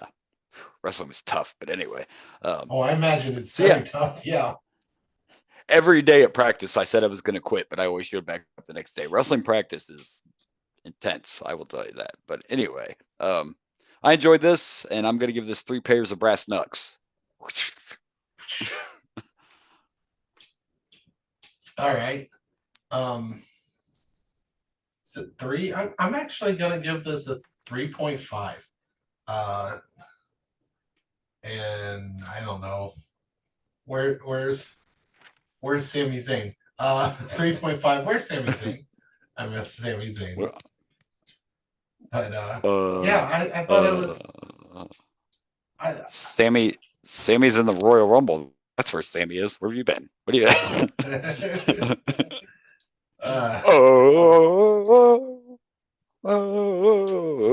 Right, Anyway, right. and that's where we're at next. We're good. But he wasn't with his good buddy KO. No, nope. But he was also a return in the men's Rumble. Speaking of not really the Royal Rumble, there we go. We're there. The Royal Rumble, the men's Royal Rumble. And number 1, of course, this year was main event Jay, and he got himself quite a bit of pop, right? Everybody's on that. Everybody's yeet or whatever. Yeah, yeet, right? Did I say that right? Is it yeet? Am I saying that right? Where's the assistant? Old man, it is yeet. No yeet. Never no yeet if you look. So you don't want none of this yeet. But I do. Anyways. Good way to start the Rumble. Good way to start the Rumble, though, right? I always love when, even though they're broken now, I always love to see tag teams be number 1 and number 2. See, when I saw main event Jay come out, right there, I was like, yes. I was like, Jimmy has to be next. I called it right off the bat. I'm like, Jimmy has to be next. And sure enough, out comes Jimmy Uso. I loved it. And of course, everything you're hearing is that we're going to get us an Uso match at WrestleMania. Which is what they should do. Absolutely where the story should go. And not only that, the funny thing is this interview's like several years old, but they got interviewed one time and basically I got asked the question, what's something you guys want to do in your career before it's over and blah, blah, blah. And one of the answers was they wanted to face each other at a WrestleMania. And this is something they said, like I said, years ago. So if it happens, it's something they've actually thought about and dreamed of, is to face each other at a WrestleMania. So cool for them. By the way, real quick for you, I looked it up and here we go. Yeet. What does yeet mean? It means yeet to throw something. It's an exclamation of excitement, approval, surprise, or all-around energy. Often as issued when doing a dance move or throwing something. So there you go. I actually am aware of the term yeet. Oh, I've heard it, but I had no idea what it meant. Okay. Yeah, no, I had to look it up. I didn't know. I didn't know at the time. My kids would say yeet, and I'm like, what the fuck is a yeet? Yeah, what the fuck's a yeet? They're like, you have a yeet infection? It's like I'm just tossing you, because they would use it in a game. It's like, I just yeeted that guy. I was like, what the fuck is a yeet? Because no yeeting in my house. No yeeting in my house, young man. Yeah. No yeeting in my house. That's not happening. You take that yeety shit outside. I don't know. But no, it was a great way to start in a great moment, and yeah, I'm all for seeing the Usos face off. One, of course, it would be a great match. I mean, absolutely. Who better to be a? Vince used to have that old "no one wants to see brothers fight" bullshit. Everybody wants to see the brothers fight. I was excited when the Hardy Boys faced each other. I was excited to see the Dudley Boys, even though that was a little fake. But the point is, that Kane and Undertaker, come on, everybody wants to see you fight your own son. you piece of shit. Anyway, Right. yes, I'm all for an Uso versus Uso match at WrestleMania 40 for sure. I think, well, obviously, I don't have to think. The first big surprise in the men's Royal Rumble, and I guess really the only surprise, was Andrade coming back, and he got a pretty good pop. The crowd was actually excited to see it. I don't know if you got to see the video. I don't know if I shared it on our Facebook page or not, but there was a video of Charlotte backstage with Andrade helping him get his spray tan on before the match, giving him a little giving him a little love before he went out there. Of course, Charlotte's injured. That's why she was not at the Rumble, but there you go. Andrade entered number 4, got a good crowd reaction. Of course, he looks good, and he was somebody, hey, what's funny is I was going to mention this when we first started talking about it, and I can't believe I forgot this. I'm sure you're glad I did, but first of all, I didn't mention that amazing video package at the beginning of the Rumble that was brought to you by none other than Hulk Hogan, brother. I know. I thought that was a pretty cool video package at the very beginning there. Hey, at least Hogan wasn't in the Rumble. It could have been worse. Yeah. But what I was going to say is, it would have surprised me. What you can't ignore, though, is the fact that the two main focuses, the men-wise anyway, as far as the men Royal Rumble goes, the two main focuses were Cody Rhodes and CM Punk, both people who jumped ship from AEW to WWE. Yeah. And then here's your third person who deflected from AEW, and fourth one was Jade. Punk, Cody, Jade, and Andrade all came and jumped ship from AEW to WWE. But you have to be honest. I'm loving Punk these days, but did he really jump ship? Oh, now technically he did. Yes, he left WWE 10 years ago, but where did he come back to? Where did he come back to wrestling? AEW. Well, okay, but still, yeah, he got fired. But if you want my honest opinion, I think he did some of that on purpose to get fired. I mean, I think Punk wanted to let go because he knew WWE was interested. So technically, he didn't jump ship. You're correct. And to me, Cody's still the biggest because Cody helped start that fucking company. So to me, that's still the biggest jump is the Cody. But again, to be honest, most of these guys didn't want to leave. Cody didn't want to leave WWF, but stuff wasn't going like he wanted it to. Punk never wanted to leave. Andrade didn't want to leave. Andrade didn't like the way he was being used. And a lot of these people, like Andrade, was let go when Vince was still around too. So that could have been part of the problem. Because I know another thing about Vince, because he's an asshole, is Vince don't like foreign people who can't speak clearly on promos. So if you're a Mexican performer or whatever, and you can't speak halfway decent English, then Vince doesn't like you. There's something else about that piece of shit you can know. Just add racist to his resume. Like if Rey Mysterio didn't know how to speak English by the time he arrived, he would have never been a star.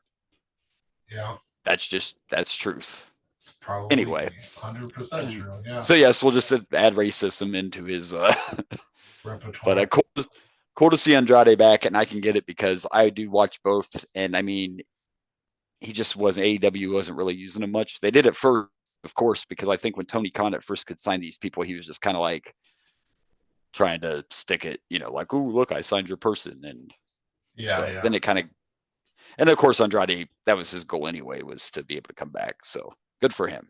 That's what I got to say. Good for him. Technically, I guess the next surprise appearance would have been Braun Breaker, who took Brock's spot. If you don't have Brock, what do? You send in Braun. I looked at myself. I'm a huge Braun. Yeah, I'm a huge Braun Breaker fan, and I'm hoping. I mean, he made a little statement after the Rumble was over. The main roster is now his permanent home, so I'm kind of hoping he does get moved up to the main roster. Braun Breaker is definitely a star, no doubt about it. The fans love him. He's good in the ring. No doubt about it. I still personally wish he was a Steiner, but I get why they do it because the WWE wants to be able to own the names that they give these guys. So whatever. Wrestling's changed. Wrestling world's a lot different than it used to be. But why couldn't you just name him Braun Steiner? He could have still been a Steiner. But anyway, he takes Brock's spot in the match. And I was glad for him. He got to eliminate some people, and he looked strong. Not too far after Braun came in, Pat McAfee entered the Rumble. And I mentioned how much I love Pat McAfee. And Pat came out and said that no one told Pat he was going into the Rumble. So that was legitimate. That reaction was legit reaction to, entering the Rumble. He had no idea he was going in. It was a pretty funny situation. It was. And now like, knowing. Wait, no. Yeah. Yeah. And apparently, originally, they were going to have him go in right after Brock. And then Brock was going to, scare him out of the ring or whatever. But yeah, Pat had no idea he was going into the Rumble. So that was a natural reaction. And yeah, I liked it too. He was like, fuck that. And then he went back in one more time. He was like, oh, nope. Yeah, I'm right. No, I'm not doing it. Michael Cole kept bringing up about how he's like, well, I'm still the longest commentator in the Rumble. Yeah. Thanks. He's like, thanks for saving my record. Yeah, it's great. Thanks for saving my record. I have to look through my notes here real quick. Oh shoot. See, sometimes I'm bad at my job. We have to backtrack just for a second. In the KO Logan Paul match, there was a spot where Logan Paul came off the top and onto KO, right? And Michael called it a frog splash, and Pat McAfee said that wasn't a frog splash. Let's call that a full send. And Full Send is the name of the production company that was mentioned in the lawsuit against Vince McMahon. So Pat McAfee was kind of throwing some shade. Some shade there. Yeah. And then when Michael Cole said, I think you just came up with a name, Pat McAfee was like, nope, Full Send's actually $1 million corporation or some shit like that. So anyway, I want to throw that in there real quick. Wow. Making lawsuit comments, that's ballsy, right? For some reason, I thought that happened in the Rumble, but no, it was during the KO match. Maybe. So, let's call that the Full Send. What if that was Triple H's words, and that was his way to bring it up without actually bringing it up himself? Right. Taking a little shot out there. Yeah. Like he's trying to be the businessman, so he literally has one of his commentators bring it up. Yeah. And then, of course, another great R-Truth gets the award for the night, right? Because wasn't it another great moment when R-Truth finally came in and he wanted to tag into the fucking Rumble? Yes. And Dominic did it. Dominic fucking hot tagged him. Dude, you gotta love R-Truth. And he went to do his 5 moves of doom on Gunther, and when he went for the fucking people's elbow, he got the big boot for it. But R-Truth is a treasure, man. National treasure. National treasure.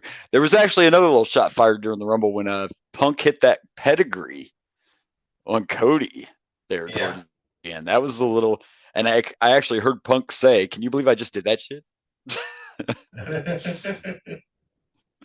Can you believe I did that shit?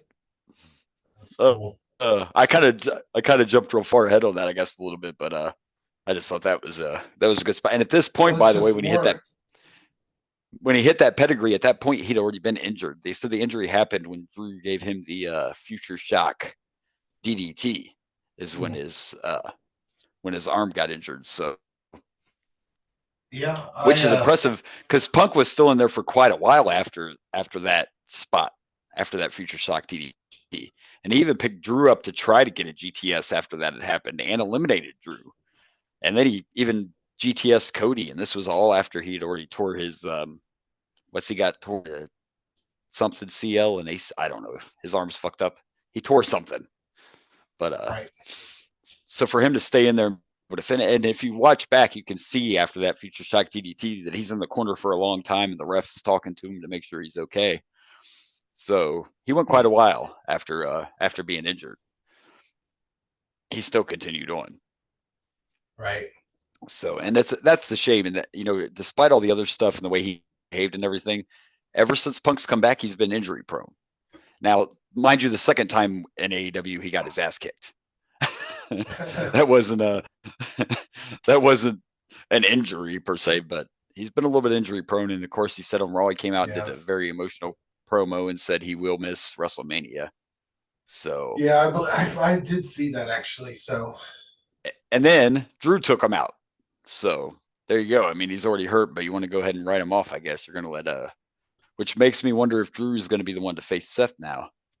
Because we all know Cody's going to fight Roman. I mean, they kind of teased on Raw that Cody will. Oh, by the way, Cody won. I guess I jumped ahead of myself, right? If you didn't catch the Rumble, Cody won. First one since Austin to win back-to-back Rumbles. Yeah. And only the fourth man to do it. So anyway, we have no doubt Cody's going to fight Roman. So now the question is, who's going to fight Seth? And I know whoever faces Seth is going to take the title because Seth is dealing with injuries too. So I mean, it's logical that whoever ends up being Seth's opponent is going to win. And but I thought the men's Royal Rumble overall was good. The Final Four, I love. Gunther was impressive as hell. Again, I'm a huge fan of Gunther. And the Final Four was, you could have believed any of those men would win. When you got down to the Final Four, you had Drew, Punk, Drew. I almost said Drew McIntyre. You had Drew, Punk, Gunther, and Cody there in the Final Four. So any of those guys could have won. But yeah, there you go. Cody, only the fourth guy ever to win back-to-back Rumbles. So that makes me believe that Cody's going to win, right? You can't. Can you really let Cody go into Mania and fight Roman again? What's the point if you have Cody win 2 Royal Rumbles in a right? I would spent all this. You've spent all this time building this up for a whole nother year. Finish your story is all over the fucking 2K stuff. Like you have to have him win, right? Doesn't Roman's reign have to end? No pun intended. Doesn't Roman's reign have to end now? It's not even that. I think it would have been pointless to have Cody win the Rumble if he's not going to win the title. Me too. And I think if he wins 2 Rumbles in a row and then loses again, then you kind of bury him. Like he'll be Stardust in a month. like you can't, look at this elite company he's joining. Like he has to win. He has to finish his story. Now, if he picks Seth by chance, then he's obviously going to finish his story.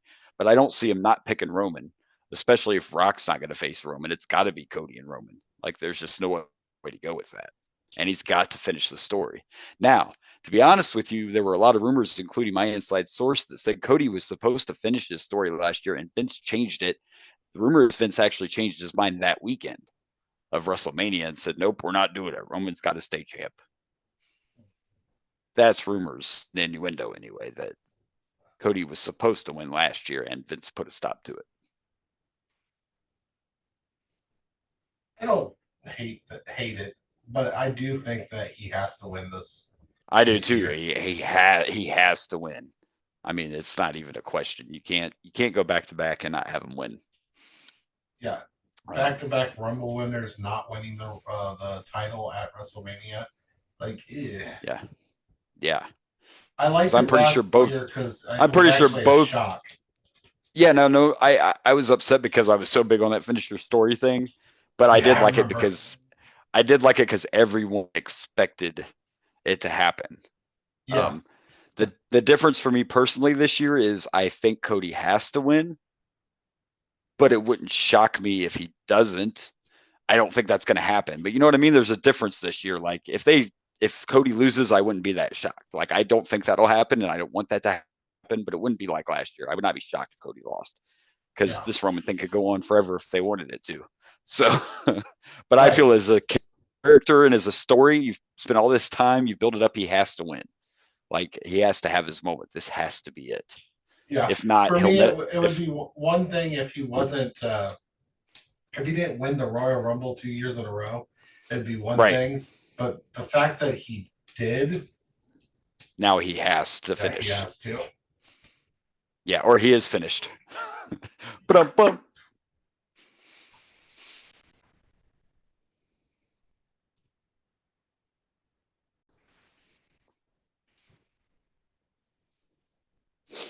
All right, so I mean, overall, with despite not having a lot of surprises, I enjoyed the men's Rumble. At the end of the match, when Drew Claymore kicked everybody, I thought he killed Cody with that that Claymore kick towards the end.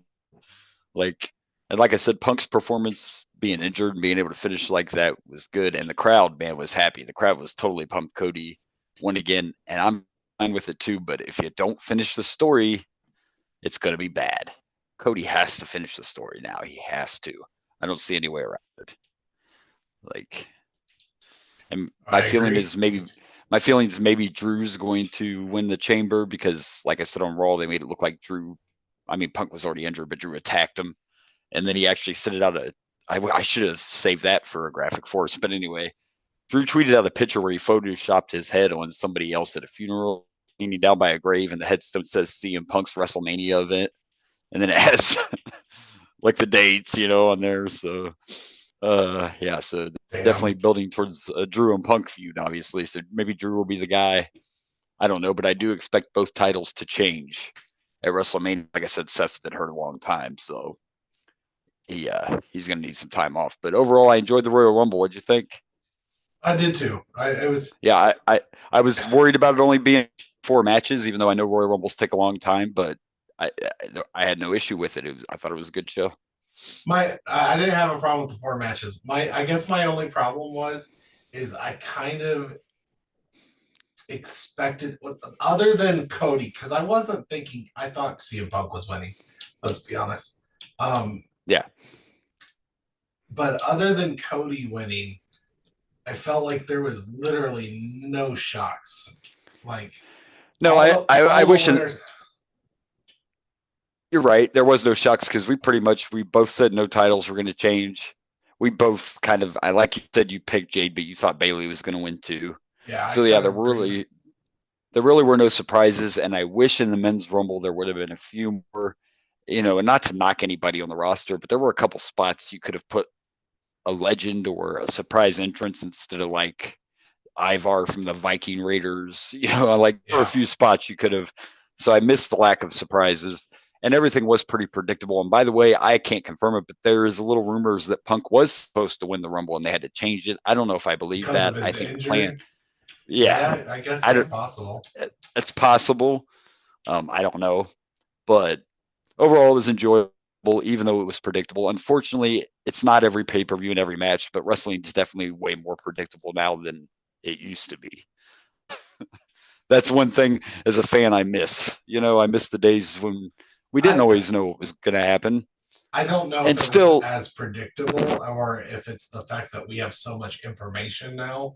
Well, that's what made it less predictable was lack of internet and all that, social media, and being more in the know. Unless you were one of those crazy wrestling fans that got on those dirt sheets or something. Right, the dirt sheets would be little.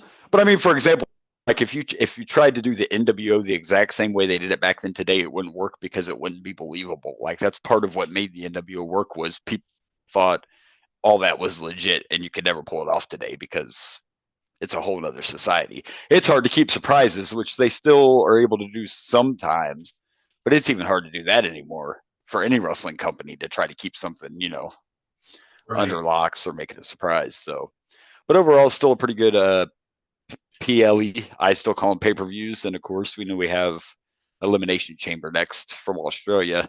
And for us, when we come back next week, we're going right to another Royal Rumble, but this time we're going to go back in time. Actually, wait a second. No, we're doing a Royal Rumble next. It would be a Royal Rumble, yes, because Capital Carnage was the last pay-per-view. Royal Rumble 1999. 1999, yes. We're going to party like it's 1999. And since you... What I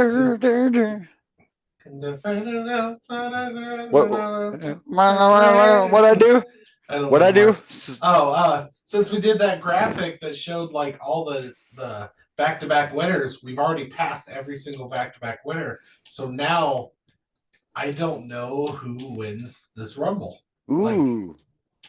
Because yeah. You know what? I don't know who wins this Rumble either. Maybe when we start watching it. Yeah, I don't remember Royal Rumble 99 off the top of my head. Maybe when I see the match card or something. But yeah, I'm not quite sure who wins that one. So that'll be fun. I might too, because I probably in 1999 I was definitely heavy into wrestling, so it's very possible I watched this Rumble coming up. But yeah, it's but now I no longer have to worry about is this the Rumble where someone wins it twice until we get to Cody. It's not all. You're right. We know it's not Austin because he's already did his too, so we know Stone Cold's not winning. Exactly. That's my point. That now it's going to be always someone different. There won't be any double back-to-backs. Yeah, until we get to Cody, and we got some time. We got a few years. Yeah, we got a while. We got 25 years. We'll be there before you know it. I don't know. Whatever. Yeah. Good stuff. All right, well, it's not a normal episode, but we did. There's our review. We showed Vince McMahon. We talked about the NFL, and we reviewed the Royal Rumble. So there you go. Guess we plug, right? It's a different show. It's a little different. We're not ranking or any of that, so we plug. No, Got we're not doing got that. to plug some pluggables. Well, you can find me at Dragon Blazer Productions on the Facebooks, the Instagrams, the Yoo-hoo Tubes, and Yoo-hoo tubes. Yoo-hoo Tubes. Remember Yoo-hoos? Yoo-hoo's still around. Yeah, I haven't drank one in years, but I do remember Yoo-hoo. Yes. Anyways, some random thoughts. Where are we? It at? is. Yeah. Facebook, Instagram, YouTube, TikToks. You can also find me on the X. The X. Dragon Blazer Pro. Not the DX, but the X. The X. Of course, we have the Boomer and Blaze Show Facebook page. You can follow us at Boomer_Blaze on X and Insta. And we are at Boomer and Blaze Show on the TikToks. And don't forget about the YouTubes. Do those YouTube pages. And don't forget to review us. We like those 5 stars. 5 stars. 5 stars. 5 stars. 5 stars. I think no, you can actually do 5 stars on the Spotify's as well as the there you go. Podcast. Because you can't leave a review on the Spotify, but you can give us those 5 stars. And we'll take those 5 stars. We would greatly appreciate those 5 stars. Yes. We have this strong love for Share 5 us. stars. Yes. Share us, like us, star us, all that. Because unlike Vince McMahon, we are not pieces of shit. Kiss me, throw me, kiss me, kill me, or whatever. That was a song. Oh, all right. Well, I think we did it, and there you go. And we will be back, like I said, next week. Royal Rumble 1999. Until then, don't forget to check out all our social medias. I try to stay as fluent on them as possible, but until we get some real money, I got to work jobs in real life. What? So you until have we to make money, do a job? Dude, take their job, or they didn't take your job. You know what? We want them to take our jobs. Darn, being an adult, no one warned me how it was. You know what I'm saying? Man. I don't want a job. I just want to be rich. I want to be rich. That was a song too.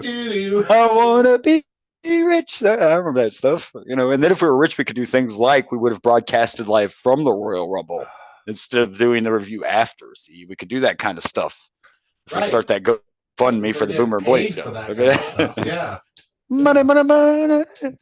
Someday, all right. Nobody's trying to watch our live streams right now, so no, not right now. No, it's our lack of live streams. That's what it is. I'm going to work on that. All right. Well, we will see you next week. Until then, this has been the Boomer and Blaze Show. I'm Boomer. Why, I'm Blaze. And good night from Dragon Blazer Studios.